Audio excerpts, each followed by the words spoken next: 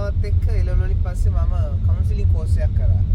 ඊට පස්සේ ඒකත් එක්ක මට ලොකු ආසාවක් ඇති වුණා මේ මනස ගැන ඉගෙන ගන්න ඕනේ කියලා. ඊට පස්සේ කාලෙකට ඒක පොඩක් අමතක වුණා. ඉතින් වෛද්‍ය විද්‍යාලයේ වෙන විෂයන් ගැන ඉගෙන ගන්න ඕනේ. ඊට පස්සේ මම ආපහු මට අවස්ථාවක් හම්බුණා වෛද්‍ය විද්‍යාලෙම ඩෙමොන්ස්ට්‍රේටර් කෙනෙක් විදියට වැඩ කරන්න මාස ගාණක් after PPS. ඊට පස්සේ පෙරිෆරි වැඩ කරා අවුරුදු කිහිපයක්. ඊට පස්සේ කෙලින්ම මම ගියේ ජාතික මානසික විද්‍යායතනයේට එහෙදී වැඩ කරන්න හම්බුණා වෛද්‍යවරයෙක් විදියට. හැබැයි විශාල අත්දැකීම් සම්භාරයක් ලැබුවා වෛද්‍යවරයෙක් විදියට මනෝවෛද්‍ය ඒකක තුල වැඩ කිරීම නිසා. ඊට පස්සේ මට මගේ ඉන්ට්‍රස්ට් එක ගොඩක් වැඩි වුණා මනෝවෛද්‍යවරයෙක් වෙන්න ඕනි කියලා. ඊට පස්සේ පෝස්ට් ග්‍රැජුවේට් එක්සෑම්ස් කරා. ඒකත් එක්ක මනෝවෛද්‍යවරයෙක් වුණා.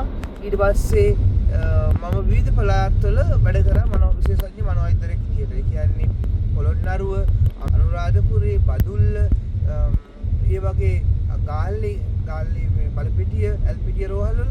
ඉතින් මේ සමහර ස්ථානවල ක්ලිනික්ස් විතරයි තිබ්බේ, සායන විතරයි. සමහර ස්ථානවල විශාල මනෝවෛද්‍ය ඒකක වාට්ටු තිබ්බා. ඉතින් ඔහොම වැඩ කරගෙන ගිහිල්ලා මම අන්තිමට ගම්පහ දිස්ත්‍රික්කයේ වැඩ කරනවා